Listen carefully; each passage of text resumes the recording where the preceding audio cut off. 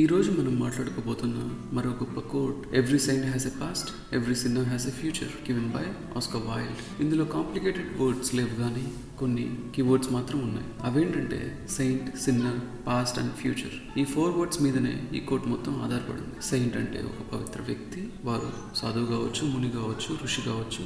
Sinner అంటే పాపి, అనగా పెద్ద పెద్ద తప్పులని పాపాలు అని, అంటే దీస్ ఆర్ లైక్ బ్లండర్స్ అని, వాటిని చేసే వారిని పాపులు అని అంటారు. పాస్ట్ అంటే జరిగిపోయింది, ఫ్యూచర్ అంటే భవిష్యత్. ఈ థింగ్స్ అయితే అందరికీ తెలుసు, బట్ ఇవన్నీ కంబైన్డ్ గా చూసినప్పుడే ఇందులో ఉన్న ఒక ఇన్నర్ మీనింగ్ మనకు అర్థం అవుతుంది.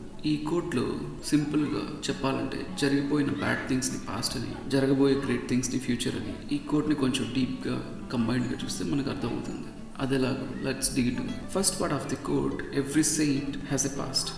దీని తెలుగు ట్రాన్స్లేషన్, ప్రతి సాధువుకు ఒక కథ ఉంటుంది అని. దీని తెలుగు ట్రాన్స్లేషన్ చూస్తే మనకి ఇందులో ఉన్న అంతరార్థం తెలియదు. ఇక్కడ మీనింగ్ ఏంటంటే, ప్రతి సాధువుకు ఒక బ్యాడ్ పాస్ట్ ఉంటుంది. ఆ సాధువు కూడా పాపాలు చేసి ఉంటారు, కానీ ఆ పాపాల నుంచి ఆయన బయటపడి తప్పు తెలుసుకుని వాటిని వదిలిపెట్టి పవిత్రమైన మార్గంలో నడిచి పవిత్ర వ్యక్తిగా, అనగా సాధువుగాను, మునిగాను, ఋషిగాను ఆ వ్యక్తి మారుతారు. ఇప్పుడు second part of the statement ని చూస్తే, every sinner has a future అంటే ప్రతి పాపికి భవిష్యత్తు ఉంటుంది. పైన చెప్పినలానే మనం ఆలోచిస్తే చాలా క్లియర్గా దీని ఇన్నర్ మీనింగ్ కూడా తెలుస్తుంది. అంటే పాపాలు చేసి చాలా పెద్ద పాపి అయిన వ్యక్తి కూడా తాను రియలైజ్ అయ్యి పవిత్ర మార్గంలో నడిస్తే తాను కూడా గొప్పగా జీవించగలరు. ఒక పవిత్రమైన వ్యక్తిగా సమాజానికి ఒక మార్గదర్శిలా తాను చేసినవి చేయొద్దని, తాను ఆ పాపాలు చేసే టైంలో ఏం కోల్పోయాడో చెప్తూ సమాజానికి ఒక మంచి వ్యక్తిగా జీవించగలుగుతారు. ఇలా ఒక పాపికి కూడా మంచి భవిష్యత్తు ఉంది అని మనం చెప్పొచ్చు. ఈ కోట్ని ముగిస్తూ ఒక ఎగ్జాంపుల్ చెప్పాలంటే, బ్రహ్మర్షి వాల్మీకి జీవితం గురించి చెప్పొచ్చు. ఈయన మొదటి పేరు రత్నాకర్గా ఉండి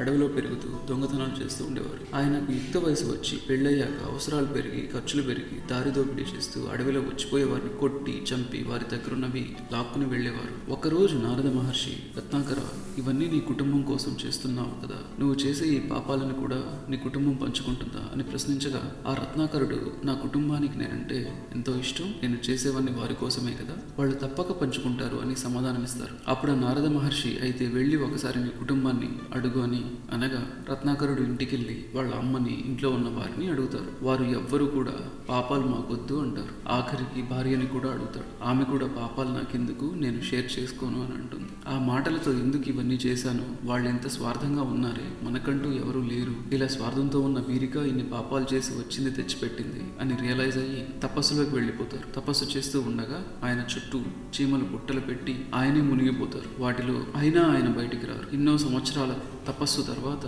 నారద మహర్షి వచ్చి లేపి, చీమల పుట్టని సంస్కృతంలో వాల్మీక అంటారు, దాని నుంచి ఆ పరమాత్మ అనుగ్రహం పొంది బ్రహ్మర్షిగా పుట్టారు కాబట్టి మిమ్మల్ని వాల్మీకి అని అంటారు అని చెప్తారు. ఆ పైన బ్రహ్మర్షి వాల్మీకి ఏమేమి రాశారో చేశారో మనం చదివాం. రామాయణం రాయడం కావచ్చు, ప్రెగ్నెంట్ గా ఉన్న సీతమ్మని అప్పటి నుంచి ఆశ్రమంలో జాగ్రత్తగా చూసుకోవడం కావచ్చు, లవకుశులకి శిక్షణ ఇవ్వడం కావచ్చు, ఇలా చెప్పుకుంటూ పోతే చాలానే ఉన్నాయి. ఇలా ఒక పాపపు మార్గంలో నడిచిన ఒక వ్యక్తి రియలైజ్ అయ్యి బ్రహ్మర్షిగా మారి ఈ సమాజం కోసం ఎన్నో చేశారు. సో ఇదే every saint has a past, every sinner has a future, given by Oscar wild.